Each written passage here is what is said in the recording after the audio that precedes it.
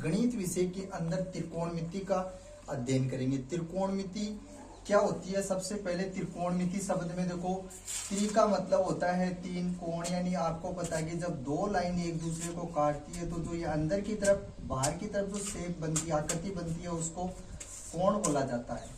मिति का मतलब होता है आकार, अर्थात तीन कोण की आकृति। तीन कोण की जो आकृति होती है वो आपके पास में त्रिभुज होगी, अर्थात तीन भुजाओं से घिरी हुई बंद आकृति को त्रिभुज कहा जाता है। त्रिभुज की सेकंड डेफिनेशन होती है कि दो भुजाओं का योग तीसरी भुजा से बड़ा होना चाहिए या दो भुजाओं का अंतर तीसरी भुजा से छोटा होना चाहिए। अब त्रिभुज आपके पास में एक तो न्यून कोण त्रिभुज होता है, एक समकोण त्रिभुज होता है और एक अधिक कोण त्रिभुज होता है।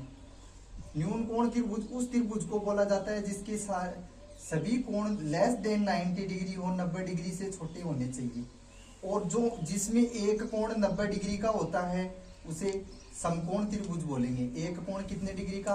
90 डिग्री का। और एक कोण 90 डिग्री से बड़ा होता है, शेष दोनों कोण 90 डिग्री से छोटे हो जाएंगे, उसको अधिक कोण त्रिभुज कहा जाता है। जो हमारे सिलेबस में कक्षा 10 में वो समकोण त्रिभुज पे लागू होने वाली त्रिकोणमिति है।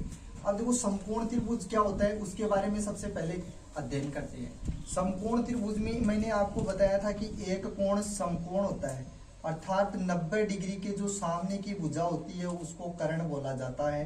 कर्ण को के से लिखेंगे। जो थीटा के सामने की जो भुजा होती है उसको लंब, लंब को एल से लिखा जाता है। शेष जो भुजा बच जाती है उसको आधार कहते हैं, आधार को ए से लिखते हैं। अब देखो हमारे पास में तीन भुजाएं हैं, तीन भुजाओं से हम 6 कॉम्बिनेशन बना सकते हैं। कैसे बनाएंगे? देखो एल बटा ए लिख सकते हैं, एक कॉम्बिनेशन ये बन गया। दूसरा ए बटा के हो सकता है।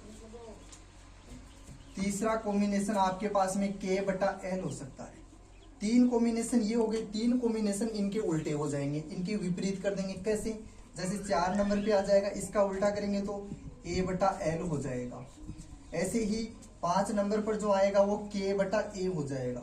6 नंबर पे आएगा उसको एल अपॉन के से लिखेंगे।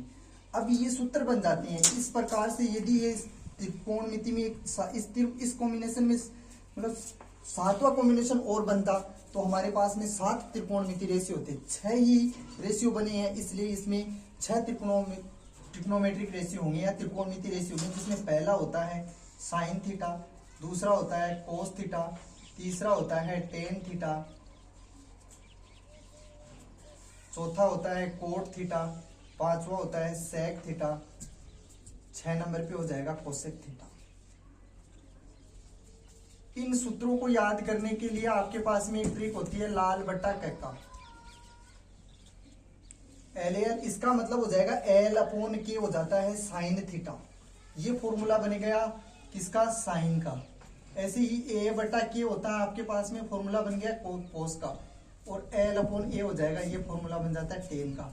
3 फॉर्मूले ये आ जाते हैं, 3 इनके विपरीत आ जाएंगे। आज सिर्फ बेसिक इतना ही वीडियो अपलोड कर रहे हैं, बाकी का कल डालेंगे। और सभी बच्चे अपना व्यक्तित्व इस प्रकार से विकसित करें कि सभी माता बहनें आपकी अपनी प्रेजेंस में आपको सुरक्षित महसूस करें। Thank you, have a nice day. Okay.